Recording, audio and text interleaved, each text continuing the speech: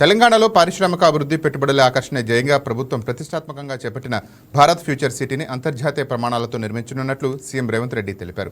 ఇవాళ MCR HRD భోదీపి విలియంలో ఆయన పరిశ్రమలపై అధికారులతో ఉన్నత స్థాయి సమీక్షా సమావేశం నిర్వహించారు.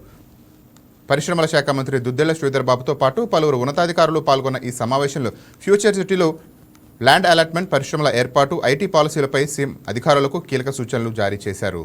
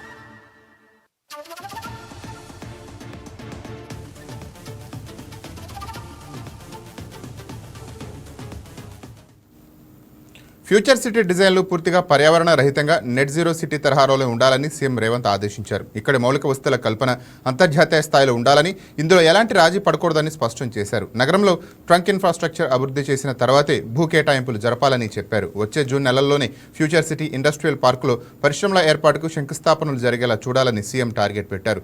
ఫ్యూచర్ సిటీలో ప్రజాప్రతినిధులు, సివిల్ సర్వీస్ అధికారులు మరియు జర్నలిస్టుల కోసం 500 ఎకరాలను కేటాయించనున్నట్లుగా సీఎం వెల్లడించారు. అయితే కేంద్ర ప్రభుత్వం ప్రకటించిన ప్రతిష్టాత్మక హెల్త్ క్లస్టర్ భారత్ ఫ్యూచర్ సిటీకి వచ్చేలా గట్టి చర్యలు తీసుకోవాలని అధికారులను ఆదేశించారు. అవసరమైతే తానే స్వయంగా ప్రధాని మోదీని కలిసి రాష్ట్రానికి హెల్త్ క్లస్టర్ కేటాయించాలని విజ్ఞప్తి చేస్తానని పీఎం పేర్కొన్నారు. రాష్ట్రానికి పెట్టుబడులను ఆకర్షించేందుకు ఇన్వెస్ట్ తెలంగాణ పేరుతో ఒక ప్రత్యేక సెల్, అత్యాధునిక కార్యాలయాన్ని ఏర్పాటు చేయాలని సీఎం ఆదేశించారు.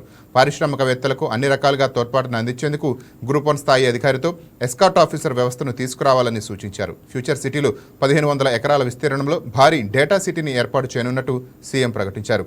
హైదరాబాద్తో పాటు ద్వితీయ శ్రేణి నగరాలకు ఐటీ రంగాన్ని విస్తరించాలని సీఎం రేవంత్ రెడ్డి స్పష్టం చేశారు.